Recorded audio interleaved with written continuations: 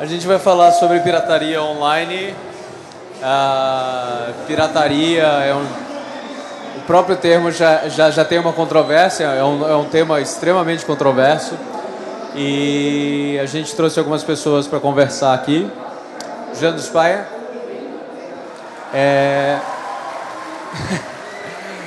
O Pablo Miyazawa e o Alexandre Nagaki. Enfim, são pessoas que eu já gosto de ler em seus respectivos veículos no blog. O Jean do Spire organizou um livrinho também, né, sobre internet. Tem várias pessoas legais que foram convidadas. O Pablo Miyazawa é editor da Rolling Stone. Além de ser editor de Rolling Stone, um dos caras com os textos mais legais. Como ele vive no mundo da música, da mídia, dos grandes caras da indústria de entretenimento, certamente tem um input legal sobre a questão da pirataria. E a gente tem também o Inagaki, que como ele não está aqui, não sei o que ele está fazendo aqui. O Inagaki, ele convidou a gente, ele é um dos organizadores, ele organiza todo tipo de conversa. A gente discute filosofia grega, essas coisas assim, nas horas vagas. E, bom, vamos começar a discussão.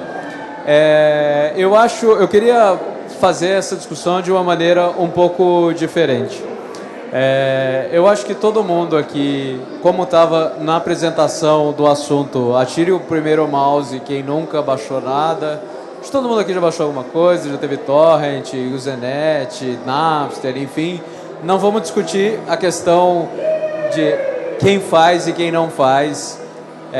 Vamos discutir o impacto disso na vida de todo mundo. Queria começar conversando... Queria começar falando com o Juliano. Queria que você me falasse do que você acha... qual que é o impacto da pirataria na música, nos artistas independentes? Eu sei que ele vai falar, eu quero que o Miyazawa fale um pouco também, mas eu queria que você falasse um pouco assim de como uma dessas perguntas como é a pirataria no sentido de divulgação. Você acha que funciona? Você também colocou um livro disponível de graça. Então, Alô, agora sim, beleza. Eu posso mudar a pergunta? Por favor. Substitui música por livro, eu me sinto mais à vontade para responder. Tudo bem, claro, melhor. Então, vou contar rapidamente uma história. Em 2007, saiu um livro que eu escrevi chamado Conectado, impresso, editora, bababá, editora bacana, 3.000 exemplares. Número bom no Brasil. Em geral, sai entre 1 e 2. Então saíram 3.000 exemplares. Ele demorou 3 anos para vender, com uma divulgação oficial, etc. Em 2009, a gente fez o Para Entender a Internet, que a ideia do Para Entender a Internet surgiu da navegação da Wikipédia. Eu falei, eu vou fazer um livro aqui juntando artigos. Já está escrito. Eu vou fazer um livro sobre internet, eu vou na página de internet da Wikipédia, vejo o que está linkando ali, escolho quais são os temas que eu acho bacana e dou um tapa na redação. Daí eu não tinha tempo, resolvi fazer uma coisa ainda mais fácil, que é ir na Campus Party, e fui convidando. O Inagaki aqui escreveu sobre escrever, né? Sobre texto para a internet. Eu ia encontrando os caras que nem o Inagaki, conhecidos, bambambãs, bababá, e falava, escreve sobre a coisa que você mais sabe. Ficou pronto em 45 dias, inclusive capa, etc.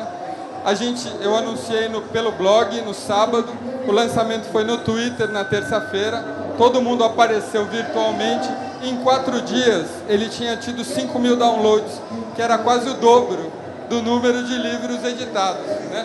Então, eu acho que o problema da pirataria, daí respondendo a questão, é uma transição aí de modelo de negócio.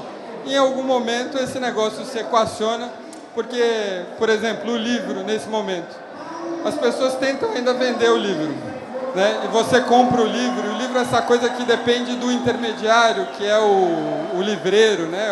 A banca de jornal, ou o cara que tem uma livraria. Por que eu não posso dar esse livro e vender o patrocínio? Que é o que a televisão faz hoje. Quer dizer, eu corto intermediário, eu corto custos, eu ofereço um livro super legal que gente que está estudando quer aprender, divido essa produção entre várias pessoas. É o modelo, para entender a internet, vocês procuram aí no Google. Tem, sei lá, 35 pessoas, ótimos autores, todos eles, né, cabeças de rede que podem redistribuir o produto. Por que eu não posso adicionar aí, como faz a televisão há 50 anos, um patrocinador? Eu vou ter a possibilidade da rede para distribuir esse conteúdo, as pessoas já ajudam, todo mundo que é interessado ajuda a distribuir, e eu exponho isso daí, não tenho gasto de distribuir, não tenho gasto de imprimir, que a internet já imprimiu, e eu posso ganhar ainda dinheiro com isso. Então, para mim, é isso. Eu acho que a pirataria é o coice de quem está na indústria antiga. Bom, eu vou dar um contra-exemplo. Eu sou da indústria antiga. Estou escrevendo um livro, fui contratado por uma editora grande que tem os maiores best-sellers. Ela me adiantou uma grana que eu posso ficar 3 meses sem trabalhar para escrever. Me deu a oportunidade de comprar. Eu li 35 livros até agora para escrever o meu.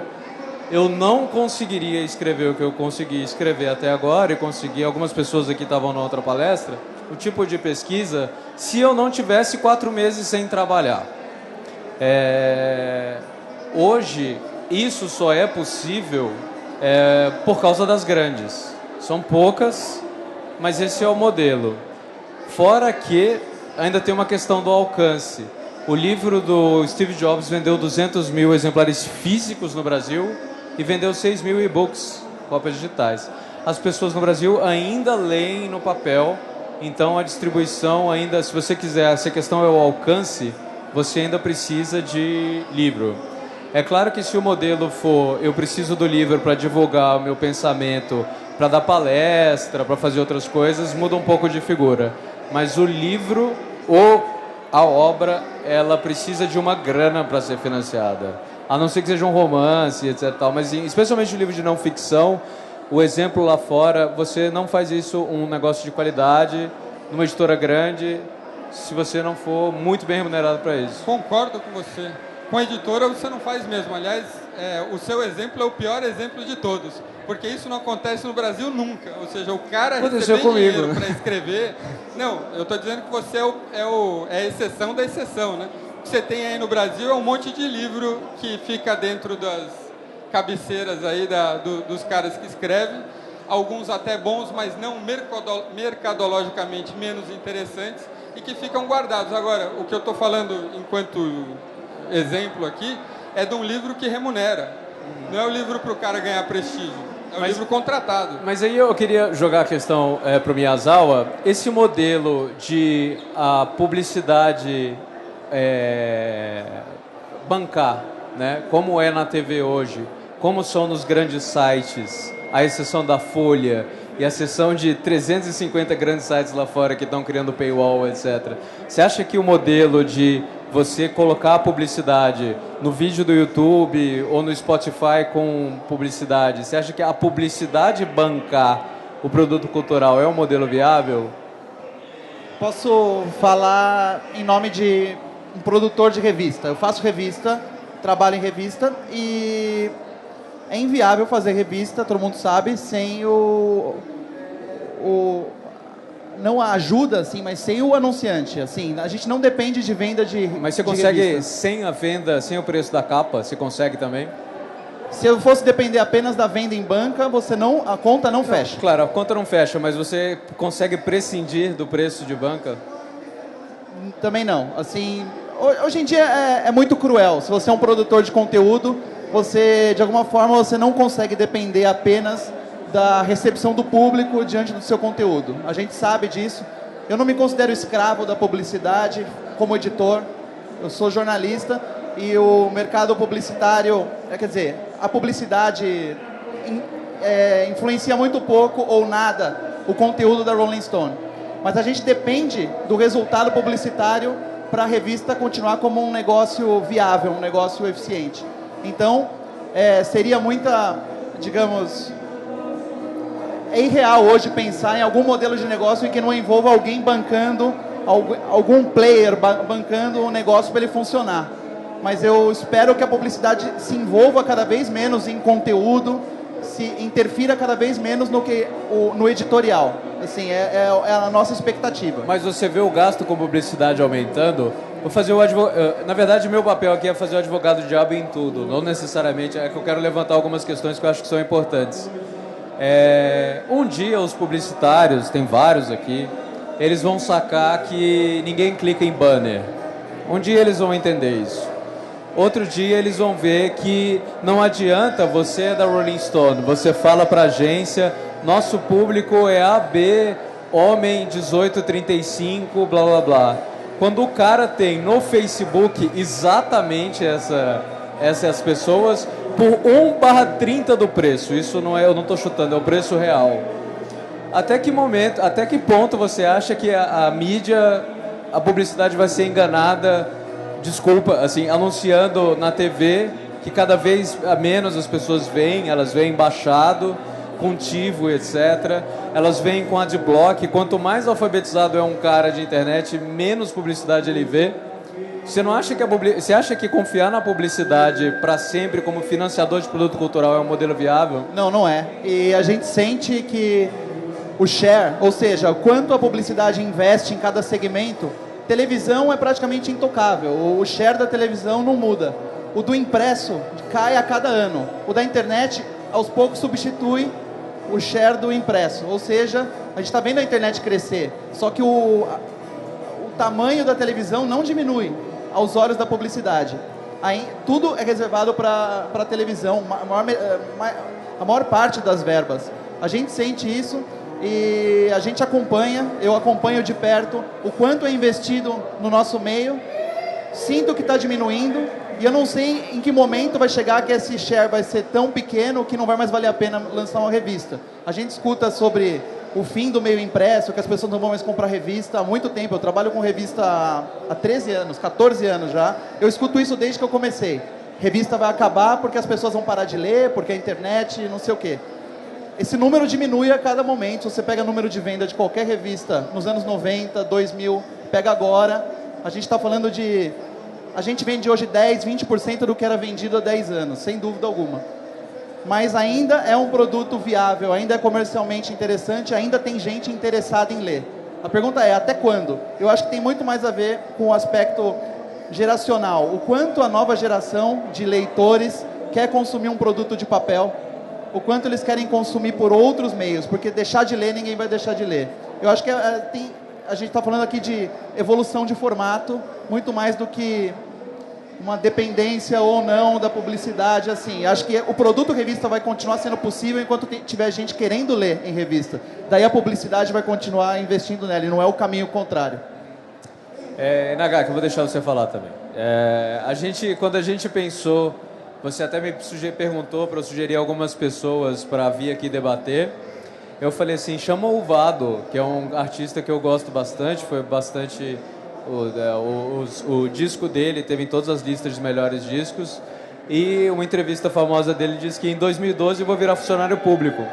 Não dá dinheiro esse lance de fazer música. Pois é, e aí eu lembrei do caso do Beto Cupertino, que é vocalista dos Wagners, que também me deu uma entrevista também no passado dizendo que, cara, eu estava trabalhando como funcionário público e realmente estava difícil se manter só com música. Agora, você tem várias bandas independentes no Brasil, a maioria, eu diria, que disponibiliza o disco gratuitamente na internet. Eu acho que não tem nem a questão de pirataria mais. Eles nem consideram vender, ganhar dinheiro vendendo com disco. De novo, você acha que isso é um modelo sustentável? Você acha que está dando certo? As pessoas estão indo mais em show? Cara, é porque tem a história de que no final das contas o mais importante para uma banda é que tenha música conhecida para conseguir fechar shows. No final das contas, pelo menos do meu ponto de vista, o que viabiliza a produção cultural é essa história de você procurar tentar vender seu trabalho sem intermediários.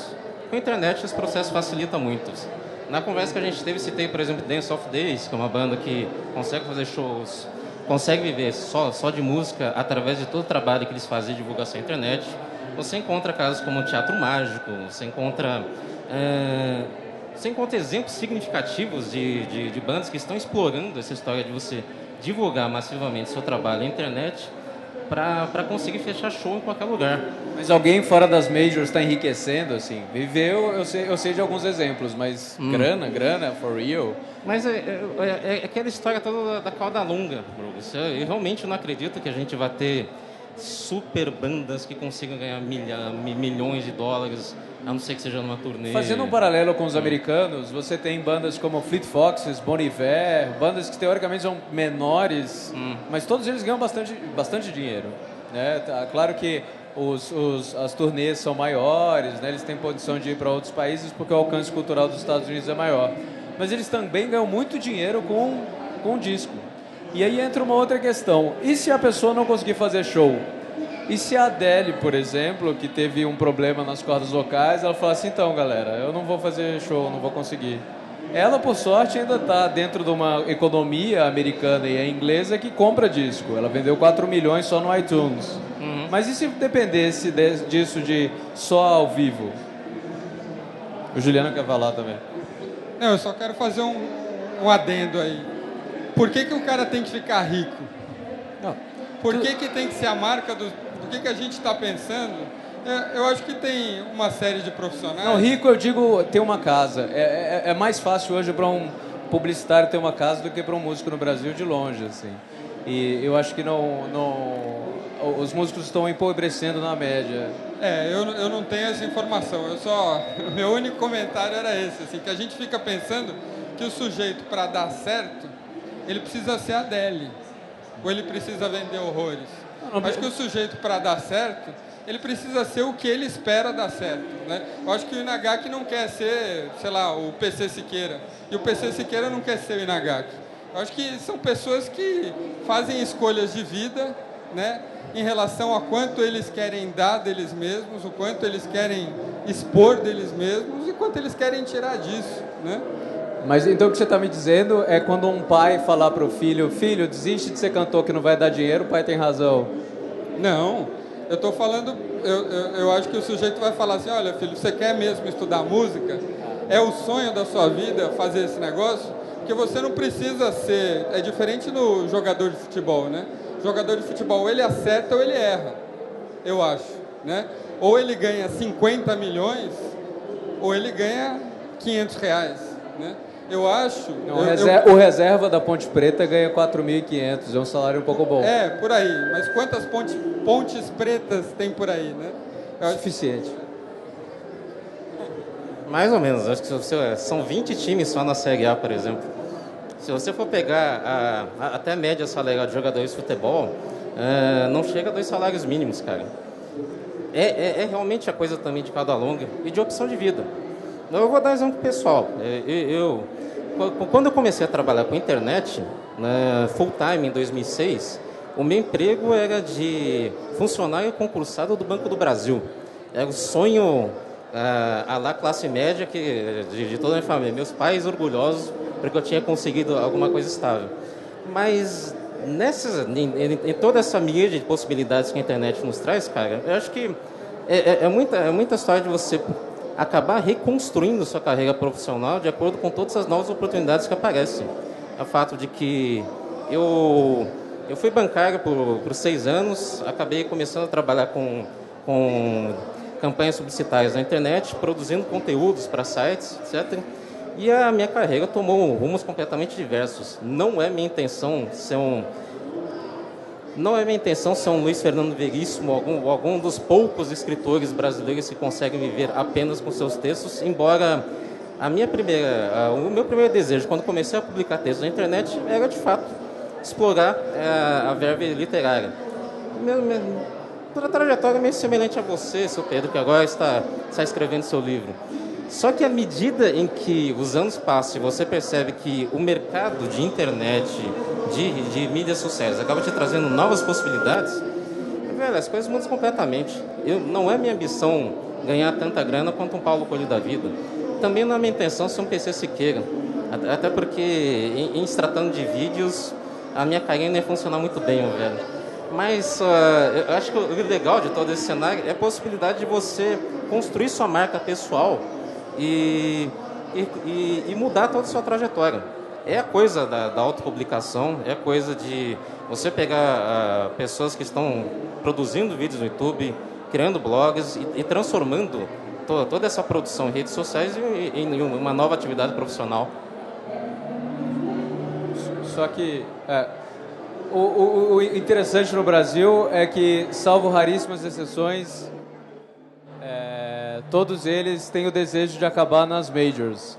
O cara é um hit no YouTube, mas PC Siqueira vai pra MTV. O outro cara é um hit no blog, vai ser roteirista do Saturday Night Live. O cara tem um hit no YouTube numa banda, mas ele assina com a EMI. Ainda a grana, e não estou dizendo grana, falando grana, ainda tá fora. Não, só é porque a grana média que o Google paga por publicidade está baixando. Então as pessoas viver com publicidade de YouTube, etc e tal, é cada vez menor. A gente tem, eu sou editor de uma rede de blogs enorme, o Gizmodo, o Kotaku, o Jalopnik, a grana do Google Ads é minúscula. Não é viável trabalhar. E, de novo, eu acho que a publicidade não é para sempre. Agora, uma pergunta para o Miyazawa que eu acho importante. Vários críticos da questão da pirataria dizem que a gente pode culpar os filmes horrorosos da questão da pirataria. Deixa eu explicar. Se você for pegar as 30 maiores bilheterias dos últimos anos, 18 são sequências. É melhor Harry Potter 2, 3, 4, 5, remake de herói, junção de herói, etc. São as maiores bilheterias. Cada vez mais os estúdios estão buscando menos risco. Você acha que a questão da pirataria, de alguma forma, afeta a questão criativa? Era exatamente isso que eu ia me meter aqui. Na questão da música, eu acho que isso é muito mais aparente do que na indústria do cinema ou mesmo na indústria literária. Me parece que na música, a pirataria tem uma influência na qualidade do que vem. Assim, eu sou um fruto dos anos 80, anos 90. Nos anos 90, a gente viveu, quem gosta de rock, viveu um momento em que a gente encontrava mais grupos, mais artistas novos que a gente podia consumir. É uma época muito rica, criativa, e muitas dessas bandas eram consideradas independentes, eram consideradas pequenas, tal, mas elas existiam, a gente ficava sabendo delas por conta da existência de uma máquina, né? A MTV, gravadoras, revistas, assim, não existia internet para nos informar, não tinha boca a boca, e no máximo tinha uma cena underground por meio de fanzines e tudo mais. Se não houvesse a máquina, a gente não saberia dessas bandas, e por conta disso elas não aconteceriam, elas não se tornariam o que era. O Nirvana não ia ser o Nirvana se as pessoas não soubessem que o Nirvana, se os consumidores de música não soubessem que o Nirvana existia, não só porque o Nirvana era bom. Então, a gente tem hoje uma diluição dessa qualidade, digamos assim. O enfraquecimento da indústria cultural, das grandes engrenagens, as gravadoras, as revistas, as emissoras de TV, você tem um enfraquecimento desse tipo de divulgação. Os artistas pequenos precisam desse tipo de divulgação, eles precisam de um fortalecimento. Você não consegue gerar um Nirvana, você não consegue gerar, comparando com o que estão falando, os Beatles, por que não surge uma coisa como os Beatles ou como os Stones, que eram coisas muito bem arquitetadas e funcionavam de acordo com a indústria vigente. Hoje, digamos, a gente tem uma indústria, só que ela é muito mais fraca. A gente tem um circuito alternativo que não tem as estruturas do mercado para ajudar. Eu considero isso totalmente relacionado ao fato da gente não ter banda de rock que presta. Da diminuição, assim, eu não consegui colocar uma... A Rolling Stone não coloca banda de rock na capa, banda nova. A gente se apoia nos antigos, porque as pessoas querem ler sobre os antigos. Se eu coloco uma banda nova, não vai vender nada. A banda mais nova que eu coloquei na capa da Rolling Stone foi o Foo Fighters, que é uma banda que tem 17, 18 anos. Que é uma banda da pré-era da internet. Mas aí não tem a ver também que as pessoas mais velhas que se acostumariam, elas têm o costume de pagar por isso também? Eu acho que também. Mas assim, quem disse que o fato de todo mundo conseguir baixar tudo, consumir tudo de graça, de certos artistas não estarem sendo remunerados e não terem uma estrutura desde o começo, quantos Nirvanas a gente está deixando de conhecer? Porque não tem o empurrão necessário para acontecer. Mas assim, é lógico, é muito fácil culpar o jeito que as coisas são para a falta de qualidade das coisas. Não tem qualidade porque não tem dinheiro e tal. Uhum. Não, mas eu acho que a gente deve estar perdendo muita coisa. O fato de eu não ter uma banda de rock que preste para colocar na capa da revista, eu acho que é um reflexo. Eu olho para a música brasileira e falo assim, mas quem é o artista de rock brasileiro que vai agradar, que vai vender e que vai manter a reputação da revista, que vai ser legal para mim, que os meus leitores de rock clássico vão curtir? Eu não consigo, porque eu não tenho esse cara. Porque as pessoas não pagam, não sei, não se forma artista novo, bom, eu não sei. Porque essa é a próxima pergunta. Por que as pessoas não pagam? Há um tempo você poderia ter a desculpa de que era mais difícil. De fato, quando o Napster surgiu, e em 18 meses ele conseguiu 30 milhões de usuários, você não tinha as músicas disponíveis para você comprar facilmente. O Napster abriu uma janela para o mundo, para muita gente. Hoje, você tem condição, você tem o Netflix, você tem o Ardio, você tem o iTunes, você tem várias coisas. Você acha que as pessoas estão se acostumando a pagar? Ou você acha que não, pagar por um produto cultural é um negócio que não entrou na cabeça das novas gerações? Também, não entrou. A minha geração, a nossa geração aqui, a gente acostumou a ir na galeria do rock e pagar R$15 num CD. E a gente não achava um absurdo pagar 15. A gente queria pagar 10. Mas se a gente gostasse muito, quisesse muito, a gente pagava 20. Mas não, a gente não ia tentar roubar o CD da loja. E hoje você não tem como discutir isso com uma pessoa da geração mais nova. Porque é muito óbvio para essa pessoa que ela não precisa pagar por isso se ela pode ter de graça. E é quase como se não houvesse argumento. Você prefere o quê? Pagar ou não pagar? É lógico que o cara vai preferir não pagar. E sobre o preço é um negócio maluco, né? Eu faço muito essa comparação, né? Tipo, você foi no Starbucks, quanto você pagou no café? Né? Tipo, o café custa R$12 se você comprar um latte tall. Um CD há 10 anos custava R$29,90, o preço médio. Um CD hoje, lançamento, custa R$24. O café há 10 anos custava 3. Hoje, nos lugares mais legais, hoje em dia custa 12. As pessoas se acostumaram a pagar tudo, o preço de tudo aumentou muito. E nunca se escutou tanta música, cara. Nunca se escutou tanta música. Nunca se tomou tanto café também. Então, nunca se consumiu tanto tudo. E nunca se pagou tão pouco pela música. Mas quem se fudeu foi o artista. De todos, assim, eu acho que ninguém se ferrou mais do que a música, o artista musical. Porque o ator, a atriz, o diretor continuam sendo pagos. As pessoas continuam indo ao cinema, mesmo baixando o filme, as bilheterias ainda são arrasadoras. Todo artista de música vende muito menos. Assim, eu diria que, nós que fazemos revistas, a gente vende menos também. Mas livro, não tinha uma J.K. Rowling há 15 anos para vender tanto livro infanto juvenil. Não existe um sucesso. Eu acho que vem Game of Thrones, o Dan Brown, por exemplo, esses fenômenos jovem lendo livros. Isso é uma coisa relativamente recente, digamos assim. Quem se ferrou é o músico. Porque é o único ramo da indústria cultural que não conseguiu solucionar esse negócio. Do download ser realmente a maneira mais fácil, mais acessível, mais lógica para um consumidor pegar. Ele dá o download e tudo bem. E se sente bem. Agora, Juliano, entra na conversa talvez. Você baixa série? Você costuma ver série, baixar série? A minha maneira de... É engraçado, né? Eu acho que baixar, para mim, por exemplo, um filme, não me impede, ao contrário, me estimula a assistir filmes. Eu só tiro o lixo, sabe? A mesma coisa com livro, por exemplo. Aconteceu N vezes. A indústria do livro ela tem uma dependência... Está viciada em publicar. Então, publica, juro, estou falando do seu livro, absolutamente, mas produz muito mais coisa do que eu acho que faz sentido. Eu estava falando, tenho conversado muito com a Gabriela Dias, não sei se você conhece a Gabriela Dias, uma editora, foi da Globo.com, foi do UOL, foi da Ática, foi da Moderna. E a função, o coração da editora é a curadoria do autor. É você falar para o público, ó, é essa pessoa, não são todas as outras.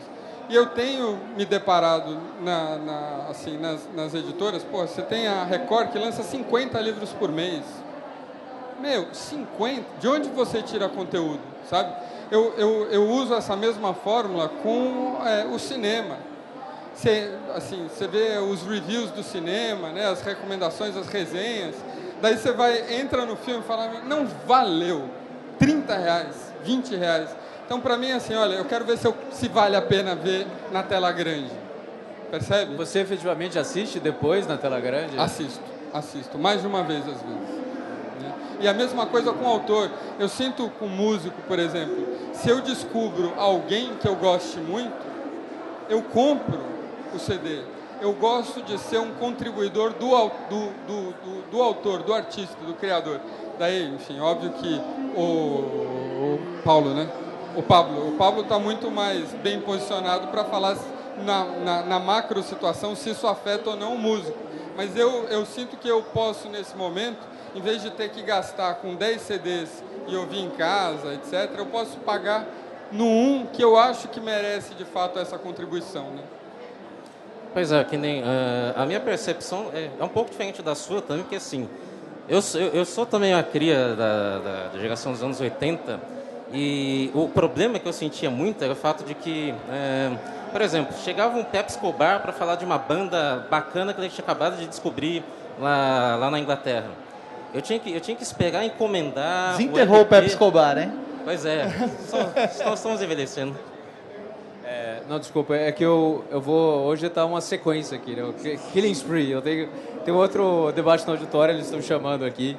Mas, sei lá, obrigado pela participação. A discussão vai continuar e está muito bem encaminhada aqui.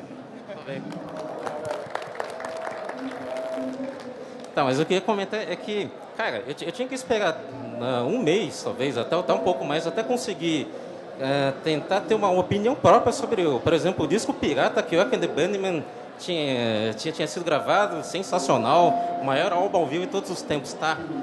Até eu realmente ter certeza de que ele tinha alguma razão, eu tinha que esperar. Com a internet, esse processo é muito mais agilizado, é muito mais fácil. Eu por exemplo, eu sou um cara que fuça muito, então eu fico baixando bandas venezuelanas, bandas finlandesas. Eu consumo muito mais música do que na época. Por isso que você ganha de mim no Song Pop, né? Pois é, não, velho. É foda ganhar de você, meu. Impossível. Cara, é aquela coisa. Eu acho que para quem tem essa cultura proativa de ficar fuçando, esses tempos que a gente vive são muito mais pródigos nesse sentido. Com certeza. Então, eu passei a consumir e passei a comprar mais obras de arte mesmo, mais DVDs, mais CDs, porque agora eu não preciso depender só da música que era escolhida como carro-chefe para tocar na FM. Eu não comprava um disco por causa de uma música. Se começasse a estourar uma, duas, três, e a partir disso realmente eu curtisse aquele som, aí eu me movia ia até uma loja para comprar. Então, hoje em dia, a coisa é muito mais fácil nesse sentido. E mesmo na história de você comprar um ingresso de show para ver essa banda ao vivo, me estimula muito mais, por exemplo, sei lá, pega uma banda tipo Mofo, que lançou, aquela banda lagoana que lançou o terceiro álbum deles agora. Se dependesse de FM, se dependesse de indústria musical, só na base da curiosidade nata, do tipo ir até mostra de cinema para ver um filme alemão com legendas em sânscrito pela mera curiosidade de ver se aquilo realmente é interessante. Hoje em dia eu consigo ter essa amostra que me estimula a consumir mais. Então eu acho que assim, na parte musical, eu acho que você ainda tem uma válvula de escape. O grande problema eu vejo na indústria cinematográfica, porque essa depende muito de majors. Você tem a estatística que o Burger citou dos principais sucessos de bilheteria serem cada vez mais remakes ou continuações. Isso é reflexo direto do fato de que numa indústria que demanda muito mais gastos, tem toda a história da produção coletiva, de você financiar, de você custear todo o trabalho aqui de iluminadores, roteiristas, atores. Isso que eu acho complicado. E aí, nessa era digital, eu acho que a indústria audiovisual, a indústria cinematográfica é que mais pena com esses tempos atuais. A indústria cinematográfica sofre da crise criativa que a indústria da música, de certa maneira, sofre. Mas, assim, eu não acho que as pessoas deixam de ir ao cinema porque elas vão baixar o filme apenas. Também é uma questão de hábito, talvez desinteresse. Exemplo, Fernando Meirelles produziu o filme Xingu e semanas depois do lançamento ele declarou que desistiu de fazer qualquer tipo de filme baseado em obra brasileira, como O Grande Sertão Veredas, porque o Xingu tinha sido um fracasso de bilheteria. Que as pessoas não tinha sido o sucesso que ele esperava. Então ele estava muito decepcionado e desistiu e queria fazer outro tipo de filme e tal. As pessoas não deixaram de ver Xingu no cinema porque elas baixaram Xingu. Eu acho que simplesmente por uma falta de interesse pelo tema ou pelo filme mesmo. Né? Assim, a internet não teve nada a ver com isso. Eu pagaria, você vai pagar R$30, as pessoas pagam R$30 pra assistir, sei lá, Homem-Aranha 4, o Harry Potter, qualquer porra, mas vai pagar R$30 pra assistir o Xingu. Se o Xingu fosse investido, por exemplo, na internet, tivesse feito uma campanha na internet, como qualquer coisa, como se fosse, aquela campanha que a Globo, que os atores globais fizeram de Belo Monte, tivesse feito uma ação assim, pela internet, tenho certeza que teria sido um sucesso, teria atingido mais gente.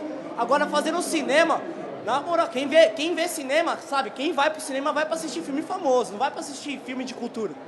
É difícil você ver gente pra ir assistir filme de cultura. Eu acho isso. Esses filmes nasceram pra ter bilheteria menor, né? Eu não sei o que se esperava, na verdade. Só que aí é que tá, quando você fala de divulgação, não pode ser um negócio de as empresas patrocinadoras do filme, elas vão enfiar aquilo na sua goela. O pessoal tem que gostar, o negócio tem que ser interessante. Exato, então se o negócio... Agora aí escambou.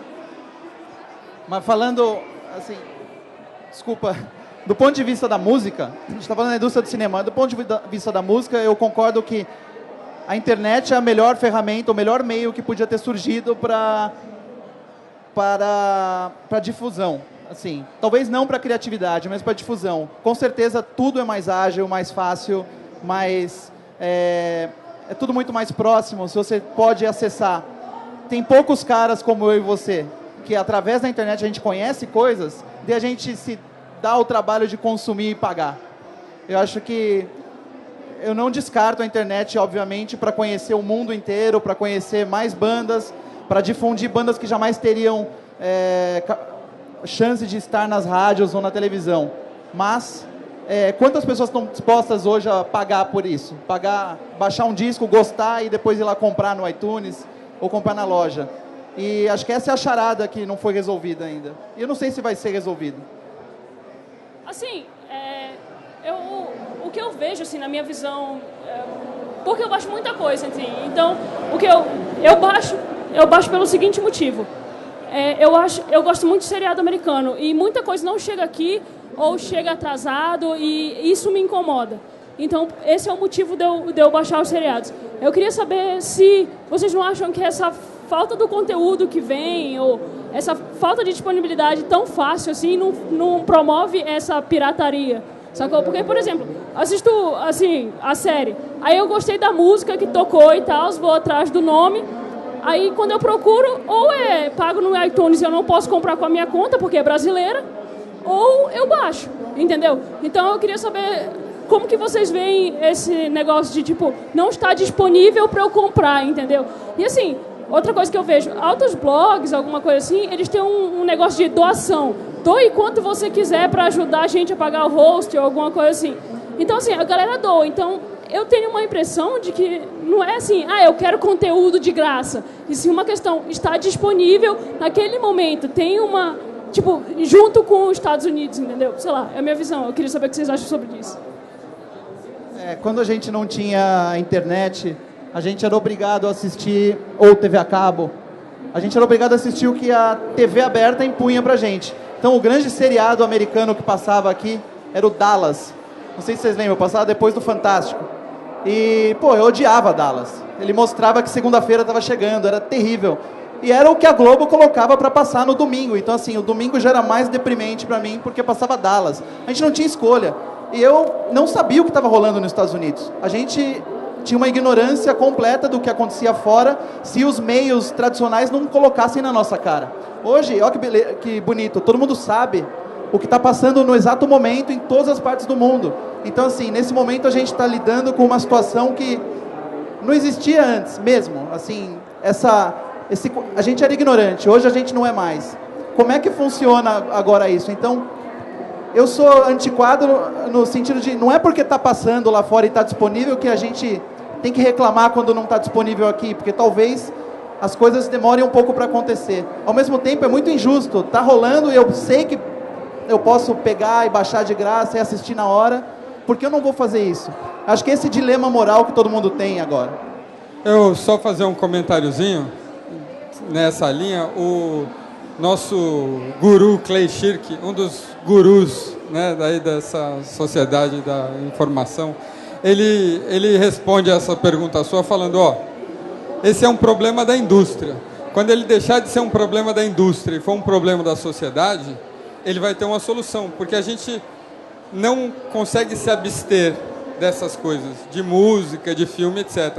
A partir do momento em que a sociedade se ela perceber que por conta dessa ação ela não está tendo acesso a alguma coisa que ela precisa, ela vai se mobilizar de alguma forma para encontrar o resultado disso. Esse é um problema nesse momento da indústria, e a indústria muito justamente está reclamando, falou, eu tinha o meu dinheirinho, agora eu não tenho mais, ora as bolas, né? Isso está errado. E a indústria inclui, inclusive, os artistas, né? Um grupo de artistas. Mas, por enquanto, parece que tem um contra-exemplo disso que é curioso, que é de doer na alma, né? Na indústria do livro. Tem um monte de livro que nós gostaríamos muito de ter acesso, que estão ainda protegidos por direito autoral e que não são lançados, porque não vale a pena para a indústria lançar o número de edições, de impressos, que justifica comercialmente aquele livro.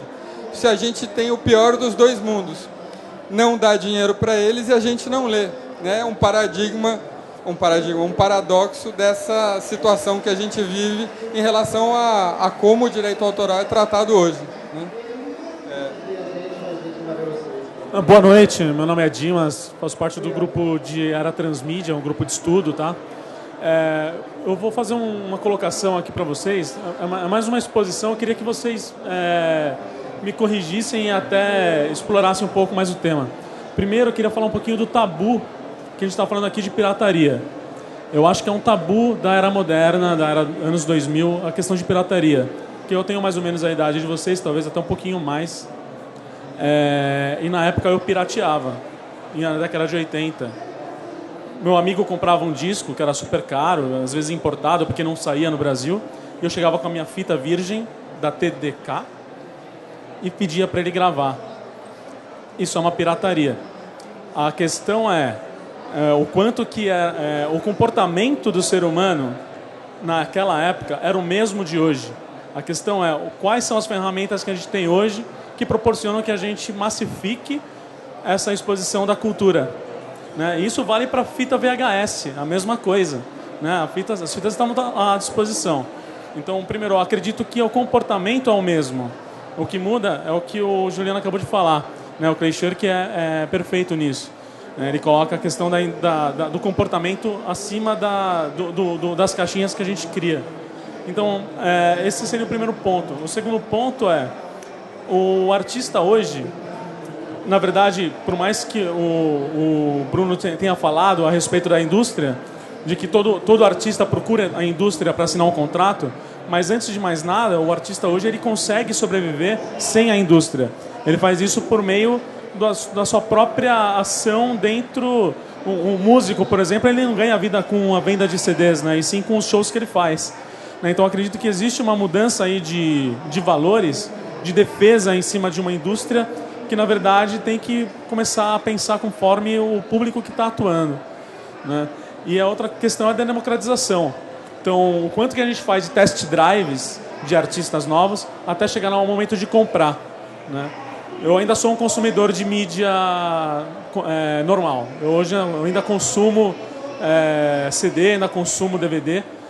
Ainda não faço as coisas via on-demand, né? Então, eu acho que ainda estou dentro daquele mercado anterior ainda, né? Alô? Primeira coisa é que o Burgo citou, por exemplo, o blogueiros que estão trabalhando no Saturday Night Live. Mas eu tava conversando, inclusive, ontem mesmo com o Rodrigo Fernandes, que agora tem um blog Jacaré Banguela e também está trabalhando como roteirista lá. O que o Rodrigo estava me comentando é que, apesar de estar trabalhando em TV, e foi sempre um sonho, até para crescimento profissional dele, ele não sequer se cogita a ideia de deixar de lado o blog, até porque é o canal pessoal dele. No final das contas, é a Rede Globo dele.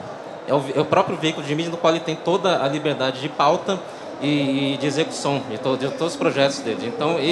Então é um pensamento que assim é muito está muito já arraigado na mente desse pessoal que está trabalhando atualmente com produção de conteúdos em vlogs, etc.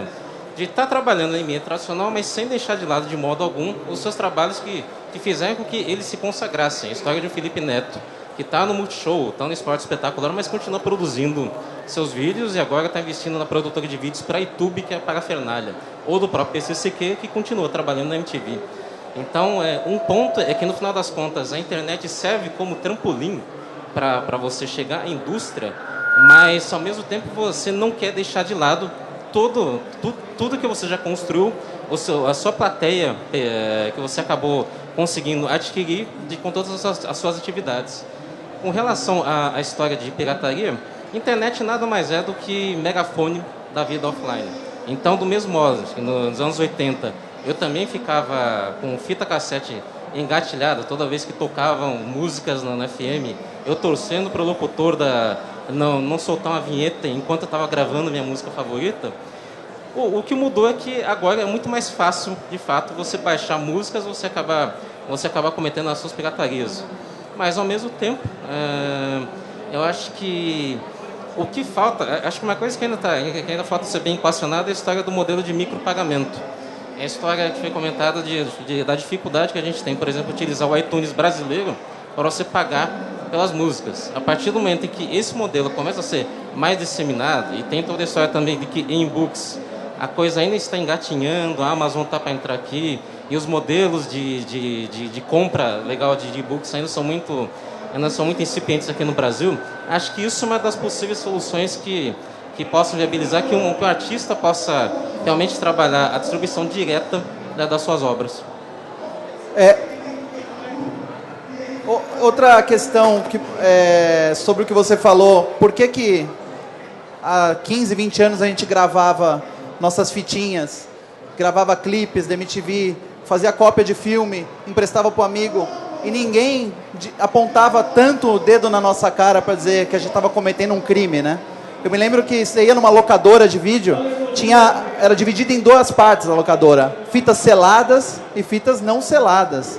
Sabia-se que as fitas não seladas tinham sido copiadas de uma maneira, digamos, não permitida, não alternativa, digamos? Mas ninguém se sentia cometendo um crime locando uma fita selada, porque parecia que fazia parte da engrenagem. Você copiar um disco com uma fita cassete, ninguém apontava o dedo e falava que não podia. Tanto que os toca-discos tinham o tape de fita junto e o botão de REC para você gravar. Videocassete servia para isso também. Ninguém apontava o dedo. Junto com a internet veio também esses dilemas morais assim, que a gente sofre hoje. Pela natureza de ser muito rápida, de ser muito acessível, de as coisas se espalharem com muita velocidade, de qualquer um poder fazer, de ser praticamente sem custo, né? Transformou-se o caráter da ação. A ação é realmente a mesma. A gente copia fita, copia disco, como hoje a gente manda uma música para um amigo. Qual é a diferença, né? Primeiro eu queria dividir uma informação que eu peguei no Twitter para saber se todo mundo sabe também, mas acho que talvez o Mega Upload volte. E hoje os caras estavam vendo isso, saiu agora há pouco isso, e queria confirmar inclusive a informação. A segunda Yamazal, direcionada a você. Partindo do cenário musical, tá? Vou te colocar 3 bandas como exemplo: Radiohead, a banda mais bonita da cidade, Detonautas. A minha pergunta porque eu sou músico também, degustar o meu produto O cara, eu dou o dedo, o cara quer o braço. Se eu der a unha, o cara vai querer comprar. É uma opção, ok. Te pergunto, existem alternativas mais porque a música ficou para trás nesse processo para a gente conseguir, ou faltou a gente pensar um pouquinho mais como músico e tentar encontrar uma alternativa aí para a gente conseguir verter? Eu acho que o Radiohead fez há uns 4 anos de vender o In Rainbows pelo preço que o fã quisesse pagar, serviu um pouco para mostrar que existe toda uma estrutura, um trilho, mas existem caminhos alternativos. Foi divulgado quanto a banda ganhou fazendo isso, eles sendo os próprios gerentes, eles decidindo o caminho deles, e se mostrou positivo.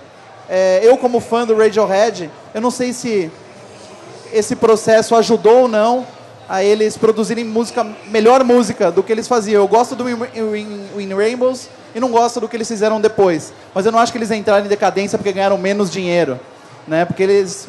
Acho que isso aí é muito relativo mesmo. Mas há alternativas, né? Tem gente que acha que dar a música de graça, dar o disco de graça, funciona para eles. E tem artistas que acham que não funciona. Não quero dar nada. Tem artistas que não querem nem vender a música em formato digital no iTunes. Tem bandas que não estavam lá.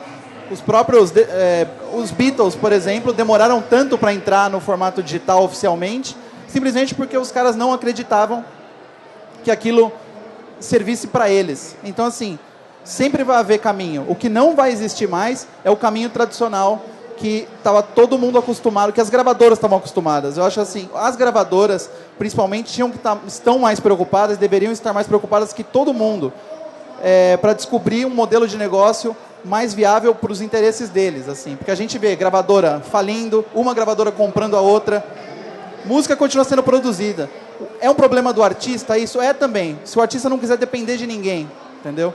Ele tem que ir atrás das suas próprias soluções. Mas quem tinha que estar preocupado mesmo em criar esses novos formatos, essas soluções, são as gravadoras, são as grandes empresas que cuidavam e que tinham uma grande fatia e hoje não tem mais. Eu acho que eles estão sofrendo porque essa resposta não é simples, e se houvesse uma solução para trazer a mesma quantidade de dinheiro que eles faziam antes, já teria sido executada. Então acho que o problema eles querem ganhar o que eles ganhavam antes.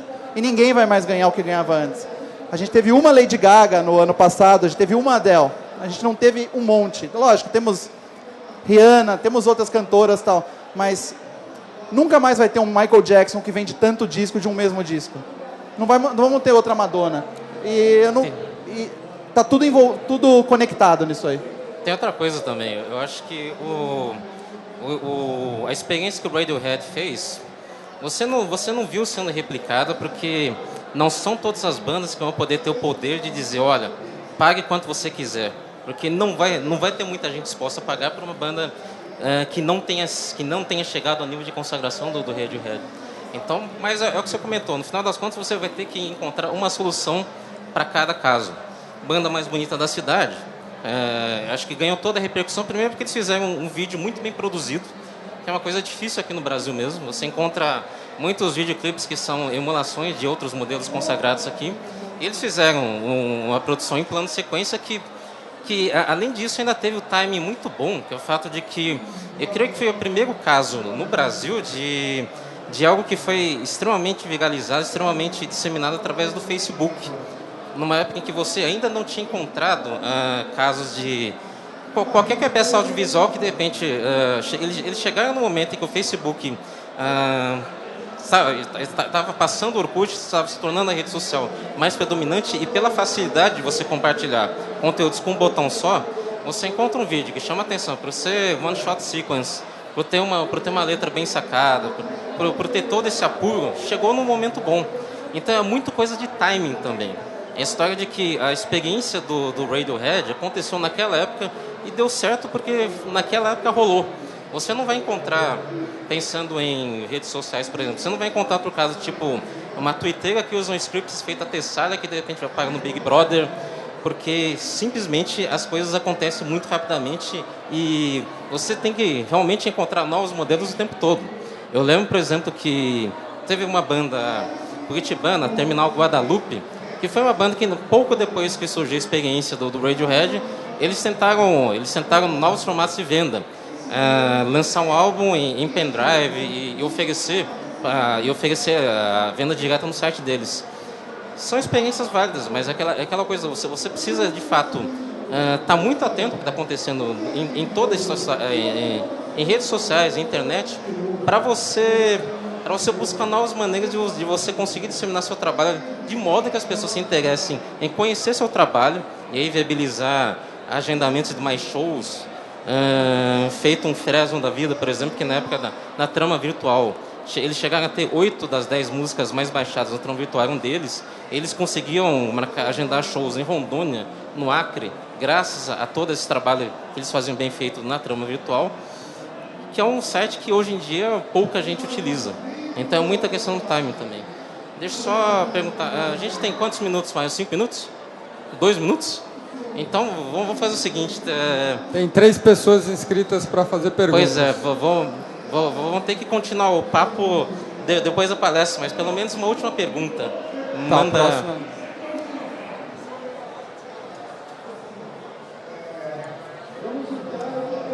Oi. Então.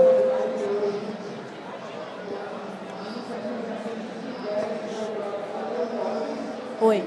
A minha dúvida é o seguinte. Foi falado durante a palestra da questão da pirataria. Hoje é visto que por a gente baixar algo na internet ou tá sempre, por exemplo, gravando alguma coisa, virou pirataria.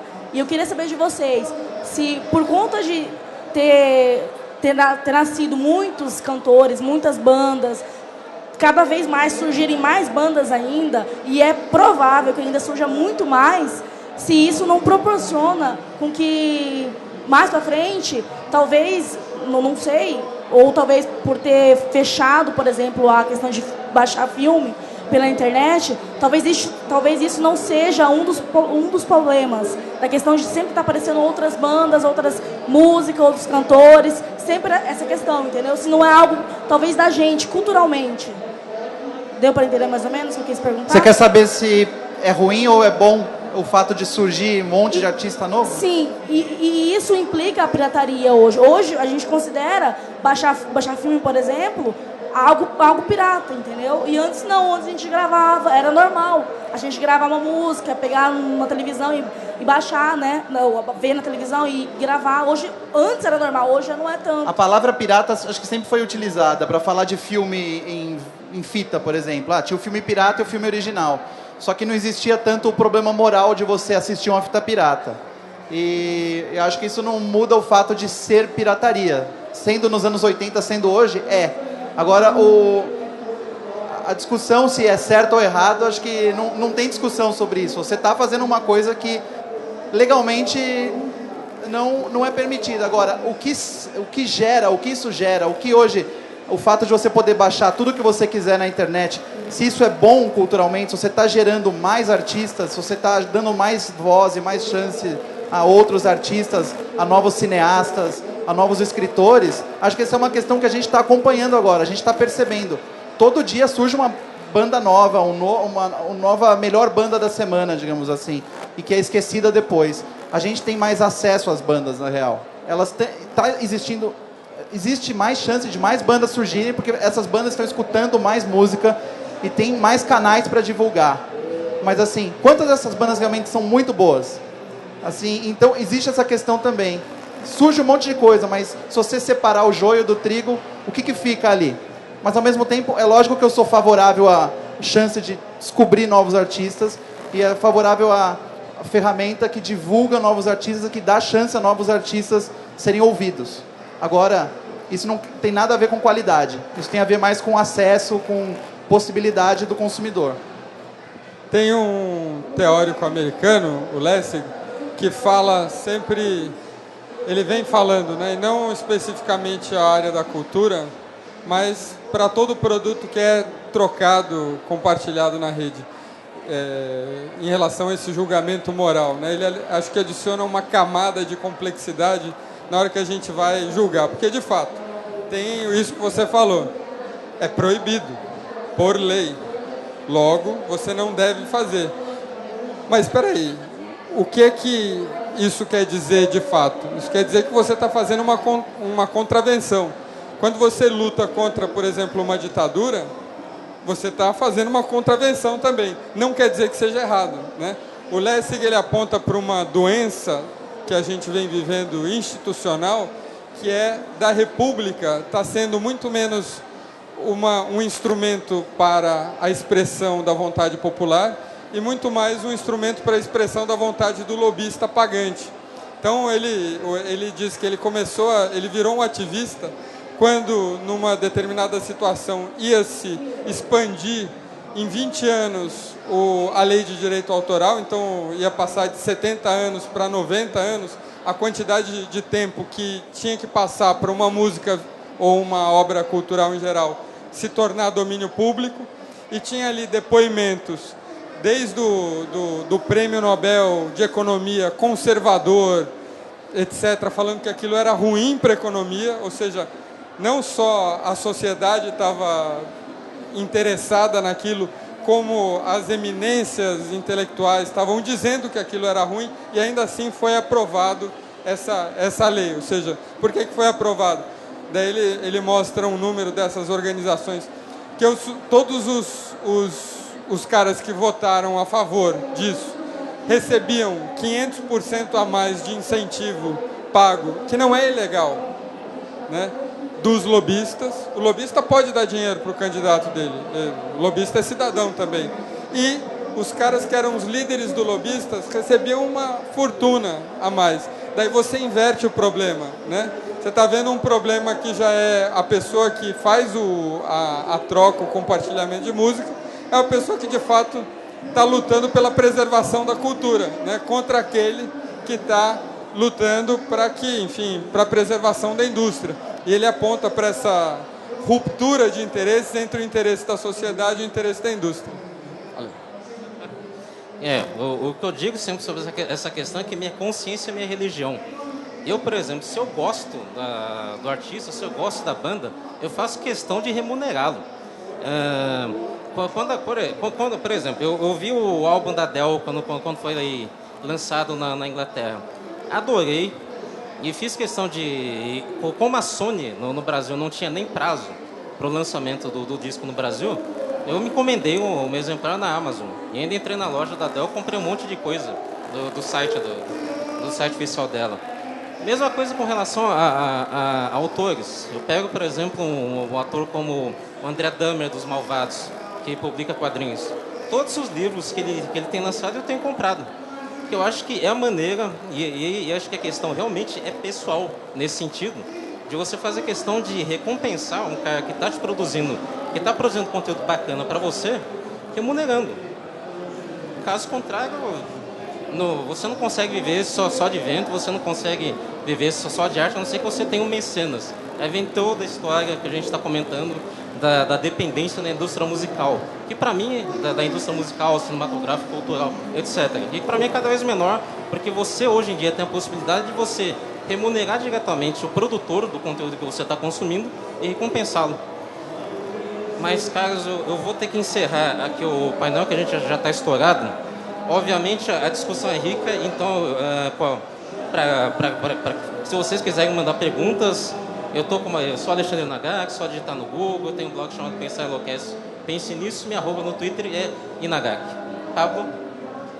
O mesmo, se alguém tiver alguma questão, quiser debater, mandar CD, conversar, o e-mail é revista@rollingstone.com.br e o site é rollingstone.com.br. Eu estou no Twitter também, @Pablo Miyazawa, e estamos aí. Obrigado. É isso. Obrigado a todo mundo. Quem quiser seguir a conversa, @Jasper, a gente se fala. Obrigado, viu? Eu não sei como vocês estão aguentando essa barulheira. Valeu, obrigado.